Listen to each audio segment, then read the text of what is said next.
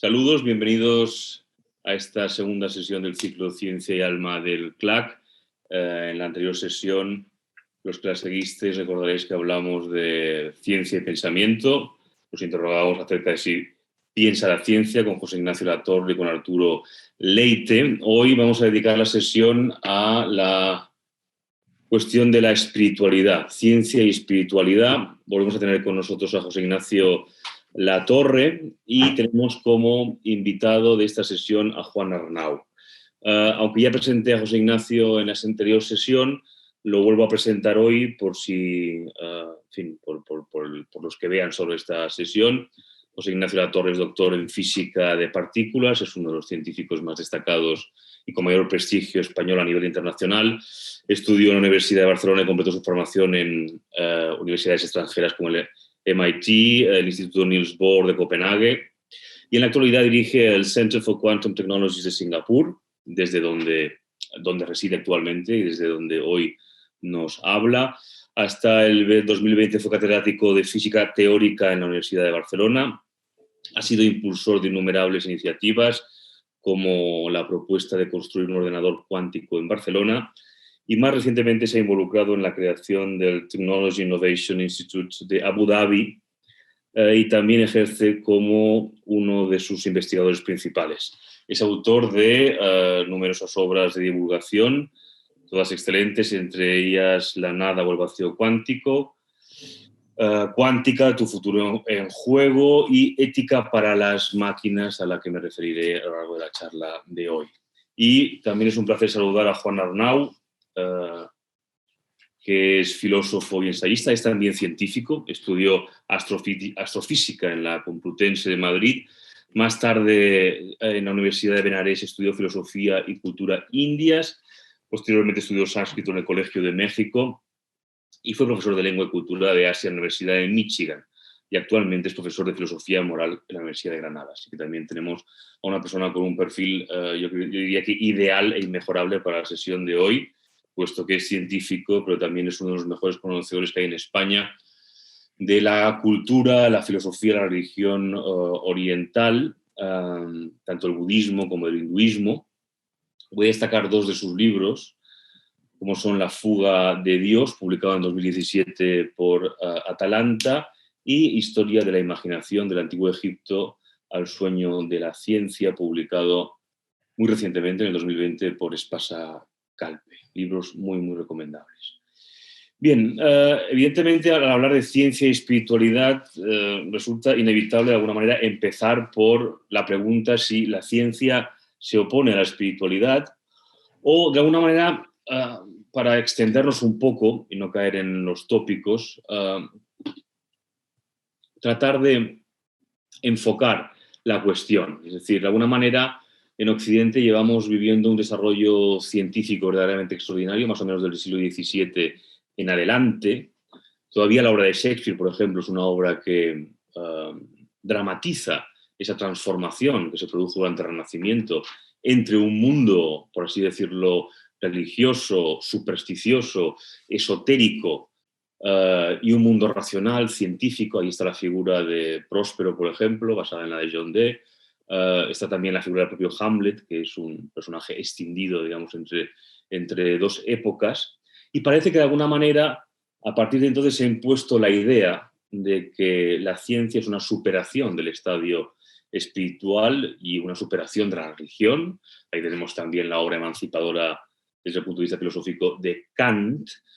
Pero quizá a lo largo del siglo XX y en el siglo XXI estamos asistiendo, como ya empezamos también a comentar en la sesión pasada, a una distinta consideración o una reconsideración, a una reevaluación crítica de todo este proceso tecnológico y científico. Y quizá los descubrimientos de la teoría de la relatividad o de la física cuántica están poniendo en duda, digamos, esta idea progresiva, esta idea, digamos, mecanicista, tanto del universo como de la naturaleza. Mi primera pregunta sería para los dos. ¿Cómo veis, digamos, esta cuestión a la luz de los descubrimientos, a la luz de la relatividad, de la física cuántica, la relación entre ciencia y espiritualidad? Empezaríamos por José Ignacio Latorre, si os parece, y luego vamos con Juan Arnau. Hola, Andreu, y hola, Juan. Encantado de verdad, de estar con vosotros. Y empiezo con una pequeña confesión. Me hizo mucha ilusión cuando pusisteis este diálogo, y en particular por los conocimientos de Juan, porque siempre he tenido una relación muy peculiar, ¿no?, con las culturas asiáticas, y como prueba de ello vivo en Asia. He venido a vivir aquí. Y todo arranca, lo digo así porque es una anécdota, pero divertida, porque tenía una profesora que nos obligó a leer partes del Mahabharata, a estudiar los textos más antiguos de la Tierra, y en aquel, como chico jovencito, pues me pareció que era muy aburrido, demasiados monos peleándose, pero la verdad es que lo he recordado toda mi vida con placer. Y luego, pues poquito a poco me he ido encontrando con anécdotas como que Oppenheimer, ¿no?, pues aprendió sánscrito, y cuando hace reflexiones sobre la bomba atómica la hace en torno a fragmentos del Bhagavad Gita, ¿no? O sea que es realmente muy especial. Pero bueno, respondiendo a tu pregunta, yo sí he de hacer una declaración de principios. Yo creo que es totalmente erróneo pensar que la ciencia se opone a cualquier tipo de espiritualidad. Son muchísimos los científicos que tienen formas de pensar propias y se adhieren a espiritualidades diferentes. Y la razón es que la ciencia, pues, no tiene ninguna solución, ninguna respuesta especialmente profunda para ninguno de los grandes misterios, porque hay un universo, porque existe el universo. ¿Es infinito, no es infinito? ¿Qué es lo que se da antes del Big Bang? No tenemos la más remota idea, y el que diga que tenemos alguna idea, pues no es cierto. No tenemos ningún conocimiento. Las leyes que nos ocupan, que las leyes que hemos descubierto nos dan información del universo, pues hasta las escalas de 10 a la menos 43 segundos, ¿no?, desde el Big Bang, y a las distancias de 14.000 y pico millones de años de distancia, pero fuera de ese pequeño entorno que vamos comprendiendo mejor y mejor. Eso sí que es cierto. Si uno se hace una pregunta, dijéramos, trascendental, yo creo que no es justo decir que la ciencia tiene ninguna respuesta. Es cierto que la ciencia puede entrar en conflicto, desautorizar ciertas ideas que fueron defendidas por algunas corrientes religiosas. Eso sí que lo hace la ciencia. Si Galileo se enfrenta ¿cómo se llama?, el obispo Ingoli o quien sea, pues hay un conflicto obvio, porque están hablando de algo que es verificable experimentalmente. Entonces la ciencia tiene algo que decir sobre hechos experimentales, sin duda alguna. Y también aporta un camino, pues, de tratar de comprender a base de principios mínimos, es decir, aparte de axiomas, de postulados, y estos postulados se han ido refinando a lo largo de la historia de forma brutal, con mucho dolor por parte de los científicos, porque no ha sido fácil. Pero es cierto que tiene un camino, pues, de aceptar el error y rectificarlo, aunque sea dolorosa la aceptación de ese error. Pero bueno, mi respuesta es esa, y como Einstein, ¿no?, pues él defendía la creencia en algo, pero definitivamente no en un ser antropomorfo y que se preocupa por los quehaceres diarios, como dice él. O sea que es una versión mucho más elevada de lo que sería la espiritualidad de Einstein. Pero ya como declaración de principios creo que ya está claro. Y por mi parte voy a decir que soy todo lo respetuoso que se puede ser con todas las formas de comprender nuestro paso por la Tierra. Estupendo. Juan.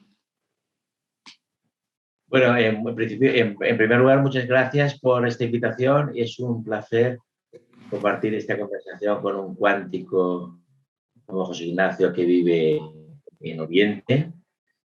Yo tuve una formación como físico y siempre me fascinó la física cuántica, y curiosamente ahora que estoy escribiendo una serie de artículos para El País sobre pensadores intempestivos, he iniciado una serie de pensadores cuánticos y estoy como muy metido en el tema, sobre todo en un personaje que me fascina, que es Niels Bohr. Pero bueno, he trabajado también en Schrödinger. José Ignacio ha mencionado a Oppenheimer, pero Schrödinger era una persona que conocía muy bien las Upanishads. Y el budismo, era un gran lector de Schopenhauer también. y en su pequeña autobiografía pues también menciona estas corrientes de pensamiento. Bueno, hay aquí una cuestión de fondo que para mí es importante, y es que la ciencia no es la ciencia, es decir, la ciencia no es una santa católica apostólica, la ciencia son muchas disciplinas, dentro de esas disciplinas hay un diálogo a veces conciliador, a veces polémico, y son diferentes visiones de la realidad. Skolimowski, un historiador de la ciencia que yo admiro mucho, decía que hay tantas racionalidades como ciencias, ¿no? Y hay lugares de desencuentro entre la biología y la física, entre la física y la neurociencia, etc. Tenemos un amplio espectro de visiones y cada ciencia, como decía Popper, cada ciencia crea su propio Dios, ¿no? La física, que es la ciencia más compleja de todas y probablemente la que más se ha desarrollado en el último siglo y ha sido la ciencia que ha dominado el siglo XX. Pues bueno, hay tantas subdisciplinas de la física que podría decir que la física tiene en sí misma muchas ciencias, ¿no? Que no siempre dan una imagen coherente de la realidad, a pesar de que luego el consenso científico y la disciplina de los investigadores haga que se presente como unidad, lo que en realidad no lo está, ¿no? Pero a mí sí que me gustaría destacar que la ciencia moderna que nace en Newton sí que proyecta sobre el universo su modelo mecanicista, ¿vale? Que yo lo entiendo como una posibilidad más, entre otras posibilidades, en una forma de mirar el universo, entre otras formas de mirar el universo. Newton, yo estudié un poco su trayectoria y su biografía, está precisamente en el libro que ha mencionado Andreu, en La fuga de Dios.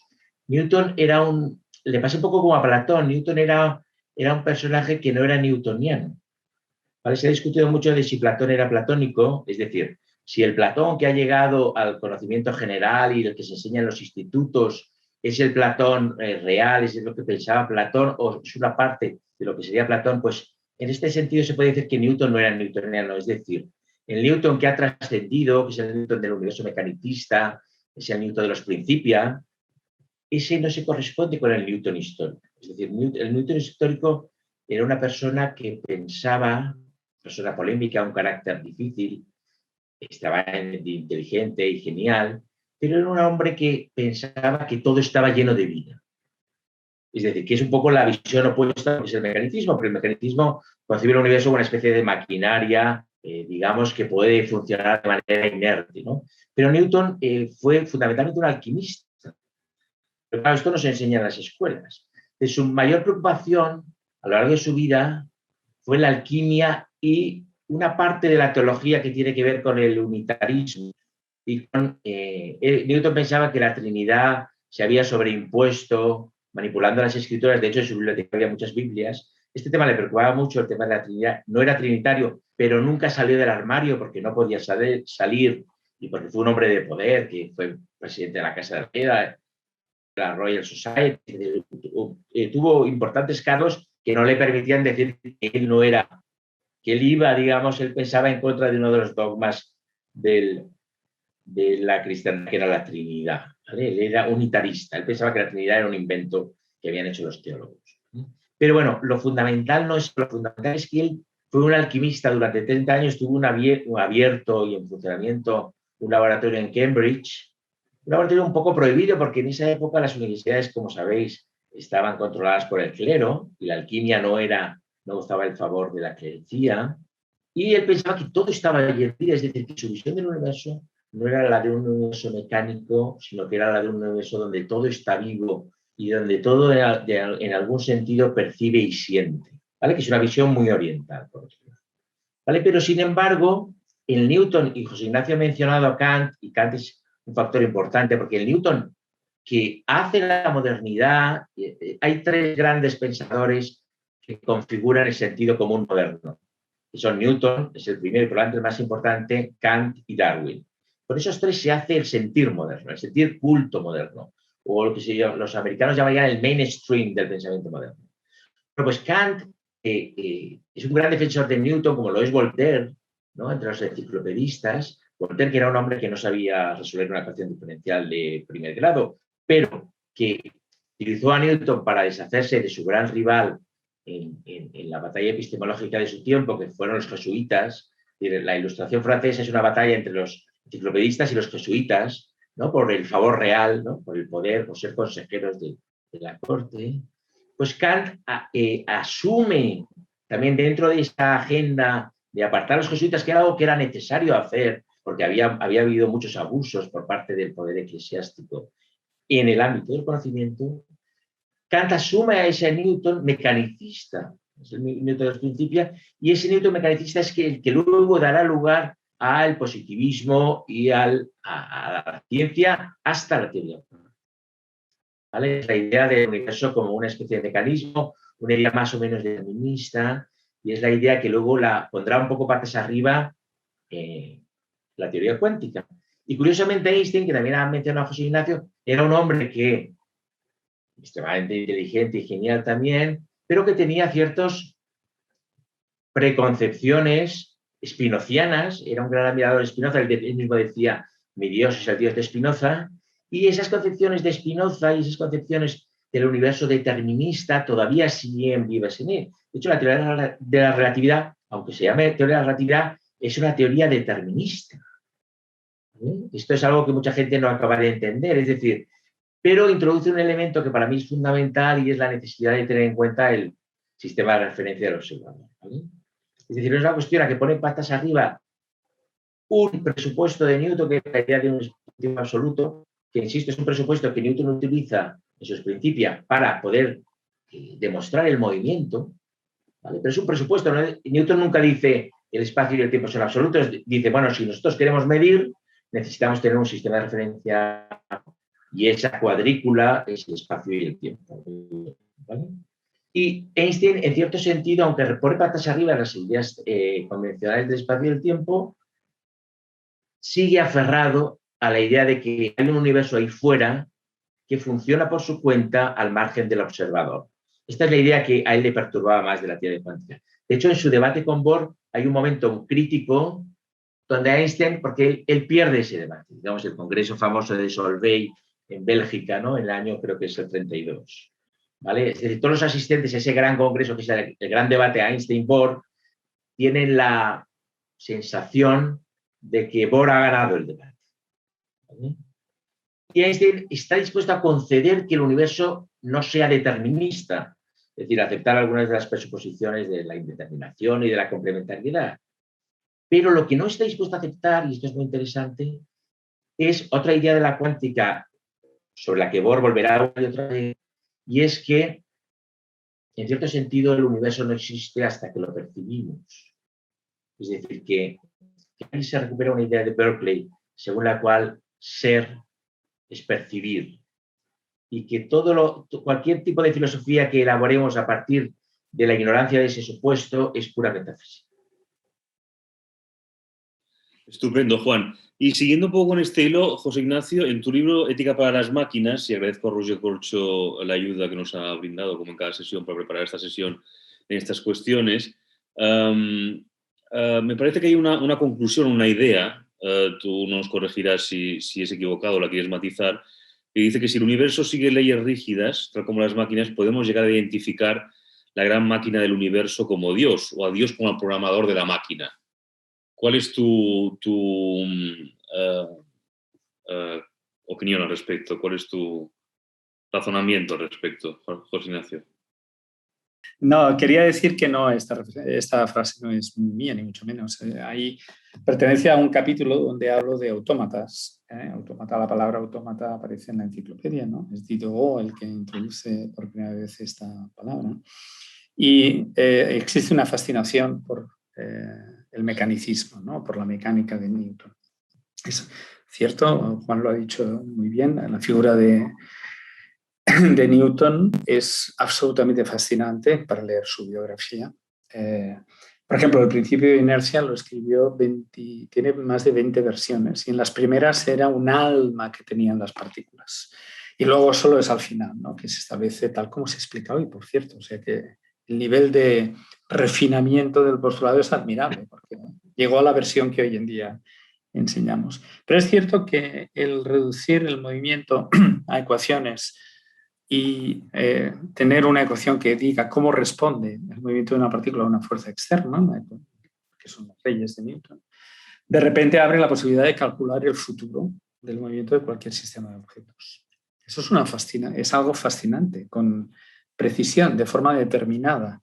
Es difícil hoy en día percatarnos de lo que significa intelectualmente que alguien por primera vez escribiera unas ecuaciones que fidedignamente respondían al movimiento de las partículas, incluso de las fuerzas estáticas. Newton hizo un puente que está en Cambridge. Es tanta la fascinación que se produce en el gran siglo mecanicista, donde también se desarrolla el cálculo diferencial con Leibniz, obviamente, y Newton. Y se produce un gran éxito. Y de ahí, ya muy poquito a poco, ¿no? se van haciendo cada vez más máquinas. Y la frase esa viene en el contexto de que muy a menudo se ha empleado una imagen muy simbólica de lo que es una máquina perfecta, que es un reloj. ¿De acuerdo? Y un reloj no es más que una máquina, que normalmente los humanos hemos buscado la perfección de esas máquinas por encima de otras. Un ascensor no tiene la perfección de un reloj. Tanto es así que hoy en día seguramente las máquinas más perfectas que los humanos hacemos a día de hoy, en el siglo XXI, son relojes. Tenemos, aquí haré propaganda, ¿no? Tenemos aquí en Singapur uno de los mejores relojes de la Tierra, con una precisión de una parte en 10 a la 18, es decir, una precisión comparable a una décima de segundo en la edad del universo. Esa es la máquina que hemos logrado hacer hoy en día, ¿no? Entonces, en la frase de atribuir a Dios como el artífice de esa máquina perfecta, eso ya aparece, por ejemplo, en Dawkins, ¿no? Que habla de el relojero, el blind watchmaker, el que hace relojes, el ciego que hace relojes, ¿no? Esa sería la evolución. Pero aparece como una sustitución de que sea Dios el que haya hecho todo esto. Esa idea de atribuirle a él el poderío como una máquina, ¿no? Es obviamente, pues, tiene una tradición muy, muy grande. La idea por la cual yo quería provocar un poquito el libro es porque estamos en un contexto donde la inteligencia artificial está acelerando su evolución y está asumiendo cada vez tareas más sofisticadas, entre ellas las de decidir. Y no está ya lejos, que de hecho lo estamos haciendo ya en los laboratorios, estamos empezando a diseñar máquinas con inteligencia artificial. Es decir, que nuestras máquinas ya no son diseñadas por humanos, sino por inteligencia artificial. Y nos da un poquito de susto. Por ejemplo, nosotros ahora estamos empezando a diseñar chips cuánticos donde la propia geometría de ese chip no estamos empezando a dejarla ya en manos de algoritmos que en el fondo sí que sabemos cómo van, pero la decisión exacta no sabemos por qué se hace de esa manera. Estamos dando ese salto, ¿no? De dejar que las máquinas sigan ese camino en el perfeccionamiento de sí mismas, que produce un poquito de susto como especie, ¿no? Y dices, caramba, ¿dónde estamos llegando? ¿No? Y no está lejos ya el salto a, si tienes una cierta sensación de espiritualidad, pensar si una máquina de inteligencia extremadamente avanzada es distinguible de lo que tú atribuirías a un Dios, ¿no? A una espiritualidad específica. Yo creo que es un camino fascinante el que estamos recorriendo los humanos, ¿vale? Y que nos está poniendo a prueba, sobre todo nuestras ideas sobre lo que significa la espiritualidad, y la inteligencia artificial avanzada las va a poner todavía más a prueba, todavía va a ir más allá, porque no las entenderemos de alguna manera y en cambio nos harán cosas fascinantes. Pero sinceramente, Andreu, yo tengo poquito que decir sobre estas cosas. Yo soy parte de este tren en el que estamos lanzados todos descubriendo. Yeah. Y a veces me paro y lo único que al cabo del rato pienso es qué va a ser, ¿no? ¿Cómo vamos a gestionarnos en ese mundo donde no vamos a comprender cómo razonan estas máquinas y cómo las trataremos, qué atributos les daremos? Estupendo. A la hora de hablar de espíritu y de máquinas, y ahora voy con Juan, hay un director de orquesta que ya murió en el año 96, que me gusta mucho, Sergiu Celibidache, que además era budista, grandísimo filósofo también, es decir, un hombre muy, muy científico, de mentalidad muy científica, que era un furibundo detractor de la tecnología, no permitió, no quiso grabar nunca discos, todo lo que ha quedado de él es pirata, y decía que él no grababa discos porque la grabación era intentar fotografiar, era la fotografía de algo que no se puede fotografiar.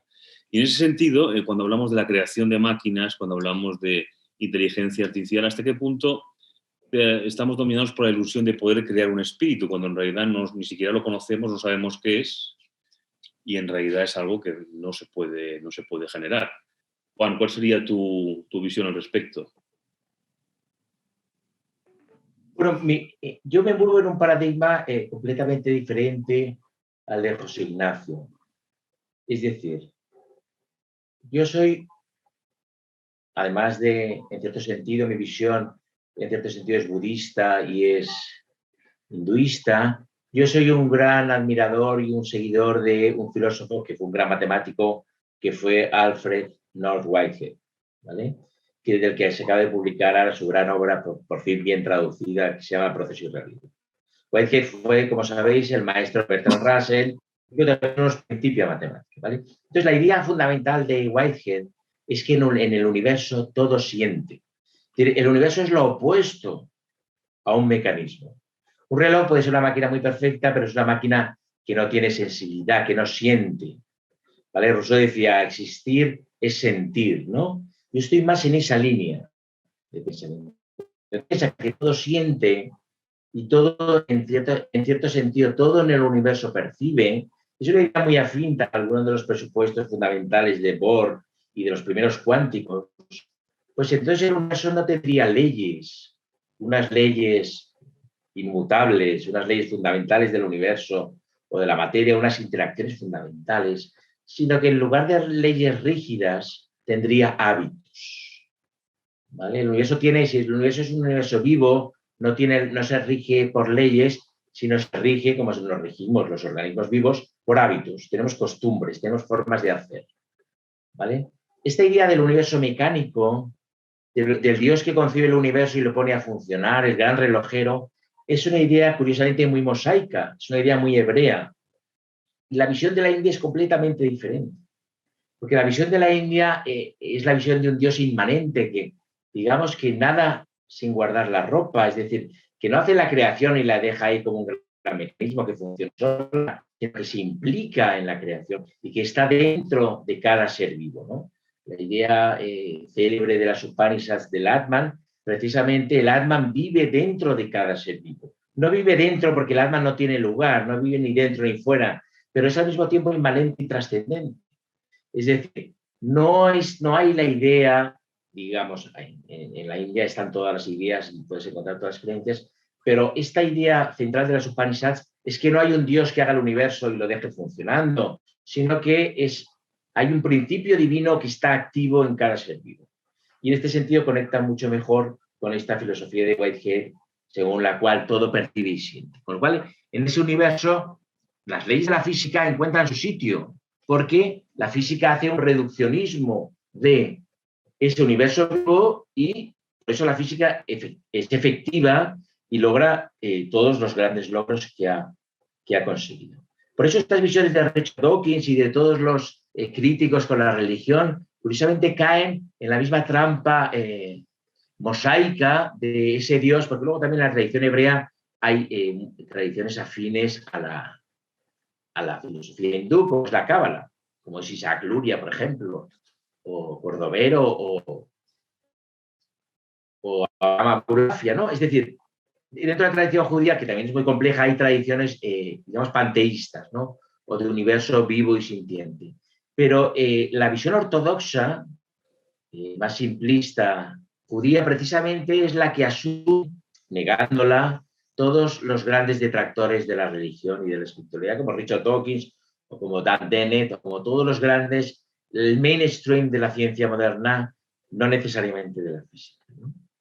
Entonces, pues claro, desde este paradigma en el que yo me muevo, insisto, pues las máquinas no piensan. Yo soy una persona que cree que las máquinas no piensan. Porque pensar, las máquinas pueden calcular, y de hecho calculan y calculan muy bien, pero pensar es una forma de recrearse.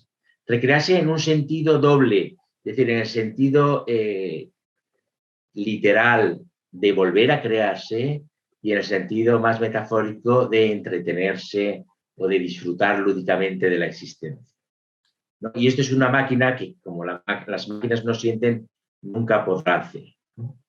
Pero el pensamiento no es solo cálculo.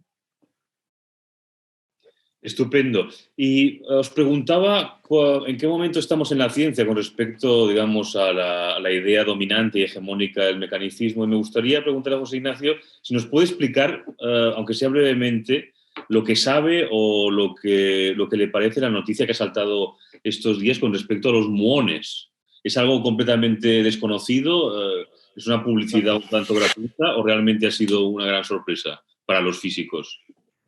Bueno, es ciencia en estado puro, ¿no? Uno tiene un modelo que describe el universo y lo pone a prueba.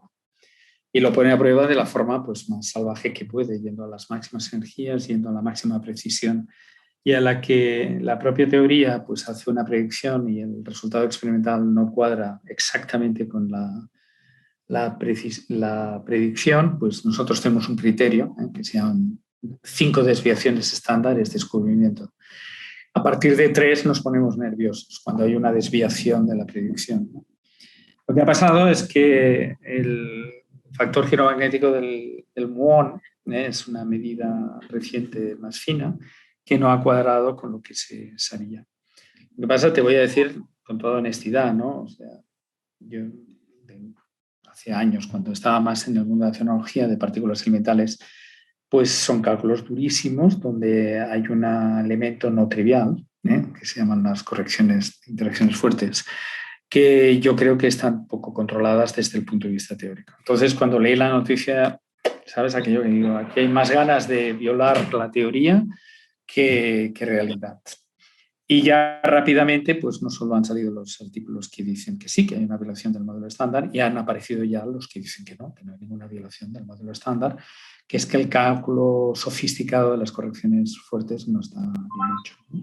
Entonces, yo creo que forma parte de la dinámica correcta de la ciencia. Y es muy sano que hayan estas discusiones.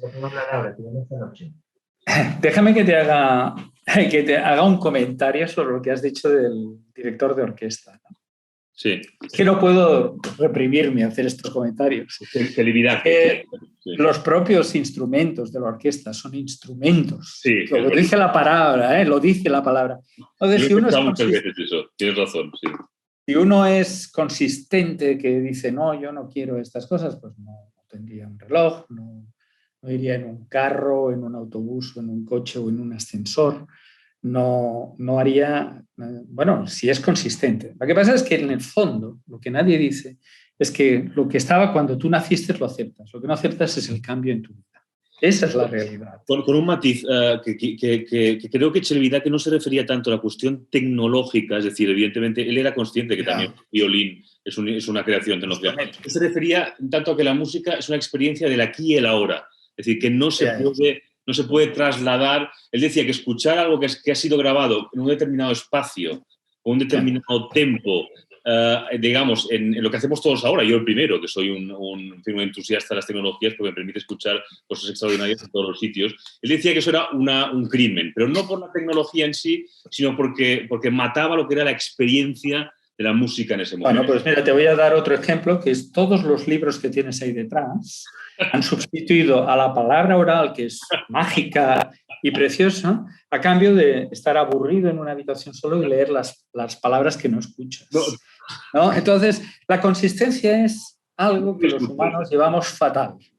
O sea, es tan fácil entrar en la crítica de algo y no darse cuenta de que uno está violando lo mismo por el otro lado. Mira, me acuerdo siempre llegar a la facultad con estudiantes ultra verdes, protegemos el planeta, y dándote octavillas que se tiraban por el suelo. Es decir, caramba, si quieres salvar el planeta, no lo contamines, ¿no? Y luego también, yo quisiera también defender... no, yo respeto, es que no sé si no quisiera que se me entienda mal. Si alguien quiere llevar la vida como quiere, que la lleve. Solo que me fascina la capacidad de autoengaño. Y hay un ejemplo que para mí es crítico, que es la medicina. Porque la medicina es el lugar donde de repente todo el mundo tiene opiniones que eso es malísimo, hasta el instante que tienes un dolor que te mueres. Que te mueres. Y en ese instante suplicas porque te pongan un calmante de nueva generación, o cuando vas a los dientes suplicas al Señor que te ponga la anestesia, la ciencia más avanzada que exista, de repente la aceptas. Y ya no digo si el que está enfermo es un hijo o una hija. Entonces ya ahí se acaban los dogmas, se acaba todo, porque yo siempre digo que hay ciertas críticas que son de café, ¿vale? Porque cuando llega el momento de la verdad, ahí vamos a hacer lo que toque, ¿no? Vale, de acuerdo. Dicho esto, lo respeto absolutamente y seguro que como creador, pues, muy a menudo el acto de creación requiere toda una narrativa interna que no tiene por qué ser consistente con nada. Y yo lo acepto eso, ¿no? Dicho esto, siempre me hace gracia. Siempre me hace gracia, como yo, que soy ciagato, pues, ¿qué sería el mundo sin gafas? ¿No? Pues tremendo, ¿no?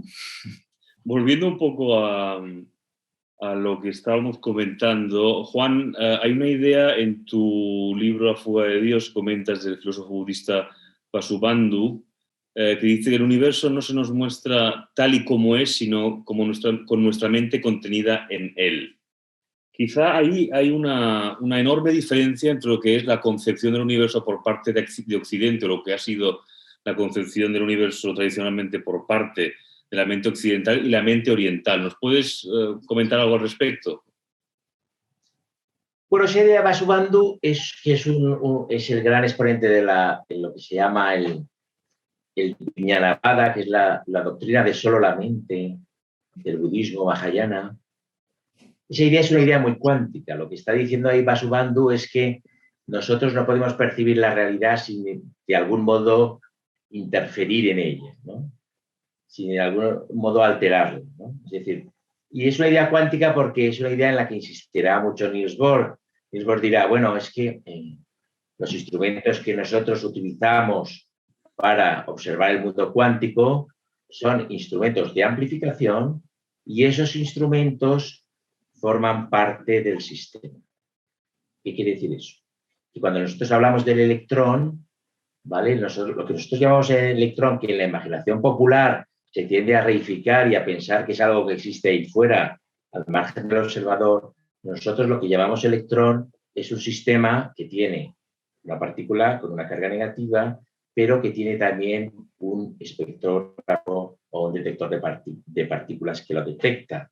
Es decir, que el electrón no es algo que está solo, sino que forma parte de un sistema en el que está el instrumento y en el que estamos nosotros los observadores. ¿Vale? Esto es fundamental. Y esto es lo que decía Vasubandhu. Es decir, que, y es un poco lo que ocurre de manera cotidiana cuando nosotros estamos deprimidos, el universo nos parece un lugar putrefacto y del que convendría huir, y cuando estamos contentos o alegres, pues el universo nos parece un lugar maravilloso, ¿vale? Porque nosotros formamos parte de esa medida, de ese proceso de Bohr decía además otra cosa, decía que esto se conecta con una idea de Leibniz que a mí me parece fascinante. Leibniz decía que el mundo natural, o que lo que nosotros llamamos universo, naturaleza, tiene una riqueza tal que todo lo que digamos de él es cierto. Lo que es falso es lo que le negamos. Esta idea es una idea muy potente. Todo lo que digamos, y esto se conecta con esa idea de Bohr de que los instrumentos con los cuales medimos el mundo físico, en el caso de la teoría cuántica, son teoría materializada. ¿Qué quiere decir eso? Que a partir de la teoría nosotros hacemos el instrumento. Galileo decía, la naturaleza habla el lenguaje de las matemáticas. Leibniz le respondería, o Vasubandhu le respondería, no, la naturaleza no habla ningún lenguaje particular. Nosotros le preguntamos a la naturaleza y le preguntamos a través de un instrumento que es una teoría materializada. Entonces le preguntamos a un fenómeno físico si es una onda o es una partícula. Si nosotros preparamos el instrumento para detectar ondas, vemos que ese fenómeno físico se comporta como una onda. Si preparamos el instrumento para detectar partículas, vemos que se comporta como una partícula. Es decir, ahí está la raíz de lo que Bohr llama el principio de complementariedad, que es un principio fascinante y que Bohr trató durante 30 años de exportar a otras ciencias, estudiando conferencias por todo el mundo. Yo me he leído todas esas conferencias y, curiosamente, fracasó. O sea, Bohr fracasó en su proyecto filosófico, que es el mismo que el de Vasubandhu, porque la física cuántica tuvo un éxito tal, y a los físicos en general, su reacción, no es el caso de José Ignacio, pero en realidad el físico lo que quiere es hacer su trabajo y poder medir. Y cuando le hablas de filosofía, dice, no, a mí de metafísica no me hables, tú déjame trabajar. ¿Vale? Y lo que le interesa es la medida, y es lógico porque es su carrera y es su profesión. ¿Vale? Pero Bohr estuvo toda su vida, insisto, 30 años, el fundador de la teoría cuántica, el gran cohesionador, porque Bohr, además de un gran científico, fue un gran líder que supo manejar todos esos grandes egos, Schrödinger, Heisenberg, Pauli, Einstein, y supo mantener la cohesión en una Europa en guerra, donde esos egos pertenecían a bandos diferentes, no todos estaban en el lado de los aliados, y supo cohesionar, porque este fue un fenómeno que ocurrió antes de la Primera Guerra y después de la Primera Guerra fue un periodo crítico y de gran desarrollo de la teoría cuántica, ¿no? Y luego, incluso después, pero luego estuvo toda su vida dando conferencias tratando de imponer el principio de complementariedad, que no es otra cosa que decir, yo preparo un instrumento a partir de una teoría, pregunto a la naturaleza y me da una imagen. Pero si preparo otro instrumento a partir de otra teoría y pregunto a la naturaleza, me da otra imagen. ¿Cuál imagen es la verdadera? Ninguna. Las dos son complementarias. Un aspecto de la realidad y otro aspecto de la realidad. El problema, y es ahí cuando entra el dogmatismo, y cierto dogmatismo del que adolece hoy la ciencia dominante, es pensar que no son complementarias, sino que hay una que es verdadera y que la otra es falsa. ¿Puedo matizar aquí? No, lo digo porque como yo me ha tocado explicar mucho en principio las ideas de Bohr. Bueno, la dualidad onda-partícula, cuando uno explica teoría cuántica de campos, ahí se entiende muy bien, ¿no? O sea, en la teoría de campos, los operadores de creación-destrucción que actúan como partículas y crean ondas, ¿no? Crean una... Perdona, José Ignacio, ¿te puedo pedir que levantes un poco la cara simplemente? La cara. Que te veamos. Sí. Mira, yo cuando me concentro acabo en el ombligo, eso sí que es budista, budista, ¿eh? Sí, no te oímos. Gracias. No, pero bueno, yo iba a matizar que siempre he pensado que estaba un poquito sobrevalorada esa discusión porque es técnicamente sencilla, pero lo que pasa es que nadie la explica a nivel técnico. Y es muy fácil de entender y es muy fácil porque ciertos experimentos detectan una cosa y detectan otra, ¿no? Pero ahora yo quería provocar aquí un poquito el debate duro y es volver a lo que antes ha dicho Juan, que ha dicho que pensar no era calcular, ¿vale? Bueno, entonces ahí quiero nada más retrotraer esta discusión a la primera persona que yo creo que hizo un cambio profundo en la forma de entender esto, que viene con la teoría de la computación cuando nace en 1930. ¿Vale?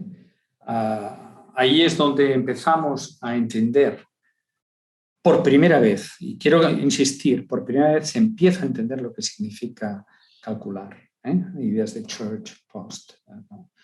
Es Turing el que escribe en 1950 un artículo que se plantea, ¿pueden las máquinas ser inteligentes? Ese es el escrito, el título del artículo, ¿no? 1950. Y realmente hay una de entender cómo esta gente era realmente visionarios, ¿no? Y establece ya en la introducción del artículo que la pregunta no tiene sentido. Él dice, la pregunta que tiene sentido es si un humano puede distinguir si una máquina es inteligente o no. Es decir, si uno puede distinguir si la interacción con algo que está detrás de una cortina es un humano o es una máquina. Y ahí nace el famoso test de Turing, ¿no? Pero yo creo que es profundísima esa idea. Preguntarse si algo tiene o no tiene inteligencia, tiene alma, me parece que es una pregunta sin respuesta. Yo, además, conozco muchísimos humanos que yo podría decir que no tienen inteligencia directamente, que se mueven literalmente por principios muy básicos de acción-reacción territoriales, como podrían ser millones de animales. La pregunta profunda, ¿tiene inteligencia? ¿Tiene inteligencia? Es muy difícil. ¿Un perro? ¿Un gato? una araña. ¿Dónde empieza, dónde acaba? Eso. Entonces la pregunta es real. Yo creo que Turing le da de lleno. Seamos más humildes, no bajemos a decir si eso no es inteligente, sino si yo soy capaz de distinguir entre un objeto inteligente y no inteligente. Y de ahí nace, de alguna manera, la posibilidad de comprender que la inteligencia artificial puede ser percibida como inteligente, como está sucediendo hoy en día. Hay algunos vídeos fascinantes, para quienes no los hayan visto, de llamadas telefónicas de inteligencias artificiales a lugares públicos pidiendo información o pidiendo una reserva. Es fascinante ver la reacción, que los humanos son incapaces de distinguir con quién están hablando. De hecho, tiene incluso el giro de dudar la inteligencia artificial se puede hacer todas estas cosas. Y hasta hace unos años se programaba, ahora ya además evolucionan solas, ¿no? Entonces yo creo que ahí la pregunta de si, por ejemplo, no solo piensas, sino ya más salvaje, alma, que mucha gente tendrán alma, no tendrán alma. La pregunta correcta es, ¿serán distinguibles sí o no? Pero en serio. Por lo tanto, ¿tiene sentido sí o no que la gente mayor tenga una asistencia con una inteligencia artificial que le hable con cariño y siga su vida y le afecte? A todos los efectos, si la persona mayor se siente asistida, ¿quiénes somos nosotros para no dotar de ciertas atribuciones a esa inteligencia artificial avanzada? Entonces, yo, al menos desde mi punto de vista, yo creo que hemos de estar preparados para grandes sorpresas. Es decir, para ser incapaces. Somos incapaces de distinguir casi nada. Las fake news, somos incapaces, mucha gente, de saber si es verdad o si es mentira. No sabemos atribuir, no sabemos entender esas cosas. Bueno, pues hay que estar preparados para no saber distinguir en una relación con una voz, por ejemplo, si detrás hay un individuo, un cerebro humano o no. Porque para mí, a no ser que alguien me demuestre lo contrario, yo creo que aquí en este cerebro lo único que hay es cálculo. Muy complejo, muy sofisticado, pero yo no creo que aquí haya nada divino que me hace pensar en una cierta dirección. Yo no lo creo. Yo creo que aquí hay moléculas, hay iones de calcio, hay iones que se abren, hay los canales, que hay 10 a la 11 neuronas, que cada una tiene 10 a la 10 conexiones, que estamos hablando de algo que tiene una arquitectura innata, que ya es un preprocesamiento de la información, que eso es dificilísimo de adquirir, quiere la evolución. Pero yo particularmente no creo que en mi cerebro haya nada más que cálculo. Y si solo hubiera cálculo hecho con química, no veo por qué no puede haber una entidad abstracta, bueno, una entidad hecha por humanos, una maquinota, que tenga un nivel de complejidad que la haga indistinguible. De eso estoy, convencido. Yo creo que lo voy a decir con estas palabras. Los humanos siempre hemos cometido el mismo error, que nos queremos al centro de todo. Al principio era la Tierra, era plana y era el centro de todo. Luego hubo que convencer a alguien de que no, que la Tierra daba vueltas en torno al Sol. Luego hubo que convencer que el Sol no es el centro de nada. Y ahora nos queda que sí, que nuestro intelecto es único, es la única especie que tiene capacidad de raciocinio a ese nivel de abstracción. Bueno, pues estemos preparados, que la siguiente cura de humildad que nos está esperando es esta, en mi opinión. Y yo estoy totalmente convencido que no somos nada más que una complejidad muy sofisticada. Y que la vamos a comprender. Aunque a mucha gente no le guste, yo creo que la vamos a comprender. Y que va a ser difícil vivir con ello. Estupendo, José Ignacio. Juan, ¿qué tendrías que decir al respecto? Bueno, vamos a ver. La clave no es una clave, como siempre, aquí es una cuestión lingüística. Es decir, la clave no es si podemos distinguir si detrás de la cortina nos está hablando una máquina o un ser vivo. La clave es concebir la inteligencia como alguien al margen, como algo al margen del sentimiento, al margen de las emociones. Lo que parece evidente es que los seres mecánicos, como las máquinas, si los queremos llamar seres, ya no los llamarían seres, los llamarían entidades mecánicas, no pueden tener emociones. Pueden simular que las tienen o pueden con el lenguaje aparentar que las tienen, pero no tienen emociones. ¿Pero por qué lo sabes? No, ¿cómo lo sabes?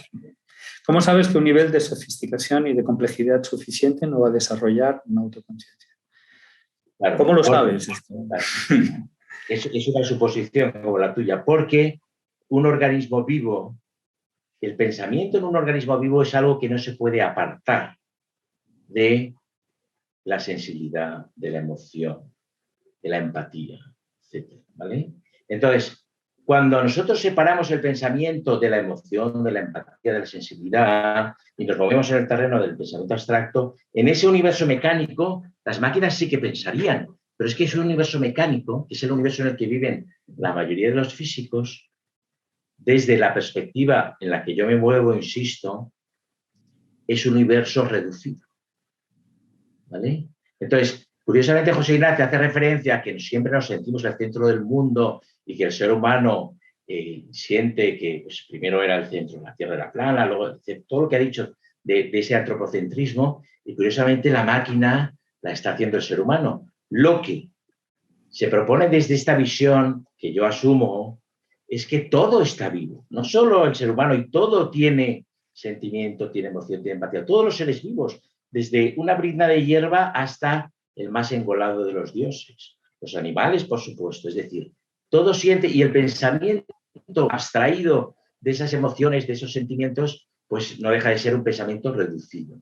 Y insisto, en un universo mecánico, en el universo en el que vive el físico, que yo entiendo que vive en ese universo y que nos ha dado muchos frutos y que nos dará más, y como dice José Ignacio, algunos de esos frutos nos harán temblar, ¿vale? Dentro de ese universo, por supuesto, las máquinas piensan, pero ese es un universo reducido.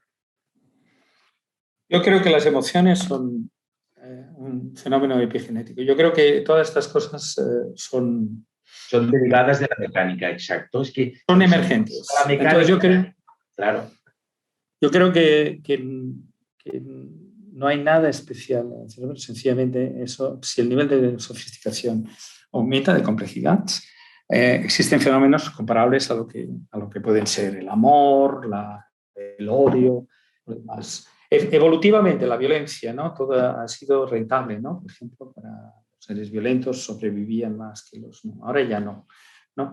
Todas las cualidades así un poquito que nos atribuimos comúnmente, muchas nos han permitido sobrevivir mejor, han aportado una ventaja evolutiva, ¿no? Y como tal han sido desarrolladas por el cerebro. Y no creo que haya... yo lo que creo es que la inteligencia artificial seguramente va a desarrollar otras formas de complejidad más allá de las que estamos acostumbrados, ¿no? Eso es lo que realmente creo. Pero no me siento nada... Esta distinción de todo vida... Pero bueno, esa es mi forma de entenderlo. Ya he dicho al principio que respeto absolutamente a todo el mundo, ¿no? Solo que yo creo que es el espíritu de la charla, ¿no? El aportar cada uno como lo ve. Yo me siento un pequeño paso en la historia de todo el universo que no tiene prisa y que ha ido, pues eso, en la zona llamada Tierra, pues ha ido desarrollando un nivel de evolución. Tenemos evidencia, ¿no? Que hace 500 millones de años se probaron las simetrías raras de los seres vivos, ¿no? Que en el precámbrico empezó la complejidad que hoy nos ha dado lugar, ¿sabes? Conocemos un poquito todas las protobacterias, conocemos bien todo lo que ha ido pasando, ¿no? Entendemos los virus, entendemos estas cosas. Bueno, pues es un camino de complejidad. Y ahora pues, nos toca vivir este instante. Y estamos fascinados con la diferencia entre nuestro cerebro y lo demás. Pero yo creo que el tiempo, que es largo, que da para mucho, nos devolverá a nuestro pequeño trozo. Igual la especie desaparece. Nos matamos entre nosotros o algo pasa. En cambio, la complejidad seguramente no, yo creo que perdurará. Yo creo que nos perdurarán formas de complejidad que no son normales. Eso es lo que creo. Muy bien, para ir terminando me gustaría preguntarle a Juan por una cuestión que sé que es un poco amplia, pero quizá nos podría resumir. Es decir, hay un filósofo que me gusta mucho, Manuel Severino, que murió el año pasado, en enero, a los 90 años, especialista en Parménides, y que se pasó la vida estudiando lo que había ocurrido en el pensamiento occidental entre los presocráticos y Platón, y sobre todo entre Parménides y Platón. llegó a la conclusión de que el aniquilamiento, lo que él llama el aniquilamiento, es decir, la pulsión destructiva del hombre, empezó con el abrirse del sentido griego de la cosa. Bueno, no vamos a entrar en ello ahora ni muchísimo menos, pero sí decía Severino que luego que esa fascinación de Occidente, porque las cosas surgen de la nada y vuelven a la nada, y esa pulsión destructiva había devenido ya completamente planetaria, que había dado la vuelta a todo el mundo y que esa ya era la forma hegemónica de considerar la creación y la naturaleza. Mi pregunta para Juan sería, ¿tú crees que verdaderamente ese pensamiento occidental ha dominado todo el mundo y ha dominado Oriente también? ¿Que el pensamiento oriental es un residuo incluso desde Oriente? ¿O qué nos puede seguir aportando a los occidentales todo lo que hay, la riqueza escondida de Oriente? Hombre, yo creo que los presocráticos, que curiosamente son los pensadores ahora más actuales, han sido sometidos a una, fundamentalmente, el primero que lo hizo, y lo hizo muy bien y con mucha inteligencia, Aristóteles, han sido sometidos a un reduccionismo que ahora está empezando a, liberarse del corsé en que los metió primero Aristóteles y luego la tradición filosófica occidental. Es decir, ahora estamos sabiendo que Empédocles era un chamán, estamos sabiendo que el viaje de Parménides, el único texto de Parménides que es un viaje iniciático, es decir, estamos sabiendo muchas cosas de los presocráticos en clave, digamos, no aristotélica. Y en ese sentido los presocráticos conectan mucho con el pensamiento de la India, ¿vale? Sobre todo con el pensamiento védico, con el pensamiento contemporáneo al surgimiento del budismo, con el pensamiento que hay en las Upanishads primitivas, ¿no? Que tiene esta concepción de la vida y del universo como un proceso continuo de violento, ¿vale? Porque yo no estoy de acuerdo con lo que ha dicho José Ignacio, yo creo que la violencia está más presente que nunca y que al lado nos hacemos veganos, mis estudiantes son veganos, pero a 100 metros de la facultad hay una fábrica donde se sacrifican 5.000 vacas todos los días que viven en condiciones indignas, y luego se filetean y se venden en los supermercados. Es decir, que la violencia es algo omnipresente en el desarrollo de las formas de vida, y en este mundo védico, esto lo explicaba muy bien Pánica, Raimundo Pánica decía, ellos dicen, hay algo que come, hay un comedor y un comido. Nosotros, esos dos arquetipos del comedor y comido, para ellos son el fuego todo lo devora, y soma, que es el soma, el néctar de los dioses, la ambrosía, es lo comido, es el alimento. Entonces, siempre hay, todo es o soma o fuego, o comedor o comido. Nosotros ahora somos comedores, somos hermanos, pero seremos comidos en su momento por los gusanos, absorbidos por la tierra, etc. Y no hay nada en el mundo natural que se sustraiga a esa situación, ¿vale? Este mundo arcaico médico está muy en conexión con el mundo presocrático. Y es cierto que hay un ambiente dominante del pensamiento de domesticación de ese mundo salvaje de comedores y comidos que empieza en Aristóteles y acaba en, podríamos decir, en Bertrand Russell, que era un pacifista, ¿no? Notorio, y nos hemos creído esa historia de que podemos vivir en un mundo no violento, ¿no? Yo siempre cito, y se lo cuento a mis estudiantes, el ejemplo de Bertrand Russell y Whitehead, ¿no? Bertrand Russell fue un pacifista, era un noble, muy elegante, muy inteligente pacifista, una especie de vedette, entonces lo metían en prisión y salían los periódicos. Y Whitehead se dio cuenta cuando estalló la Segunda Guerra Mundial que a los nazis había que pararlos y que para pararlos hacía falta la guerra. Es decir, había que defenderse de ellos. Y Whitehead perdió a su hijo. Su hijo era piloto de la BFS y perdió en la guerra. Y aún así defendió la necesidad de que Inglaterra se defendiera de los nazis, ¿vale? Entonces, esa violencia innata al hecho mismo de la vida, al hecho de que cuando comemos nos comemos a otros animales o nos comemos a otros vegetales, es una categoría del pensamiento que se ha ido arrinconando y que está muy presente en Parménides y en todos los presocráticos y en el mundo védico. Estupendo. Yo creo que ya es muy tarde en Singapur. Juan tiene que dar una clase en Granada. La conversación ha sido apasionante. Realmente os doy las gracias muy sinceramente por estar aquí este rato con nosotros. En fin, todo lo que habéis dicho, hay mil cosas que estaríamos horas escuchándoos y sí, conversando y discutiendo. Seguiremos con este ciclo de Ciencia y Alma en el CLAC. Anunciaremos las próximas sesiones. Muchísimas gracias, Juan, de verdad, por este rato. Muchísimas gracias también otra vez a José Ignacio Latorre por iluminarnos con su inmenso saber. Y nada, hasta otra a los dos. Muchas gracias. Gracias. Otra. Adiós, Juan. Adiós. Gracias. Adiós, gracias. Chao, Gracias. Chao, chao. Buenas noches, José Ignacio. Chao.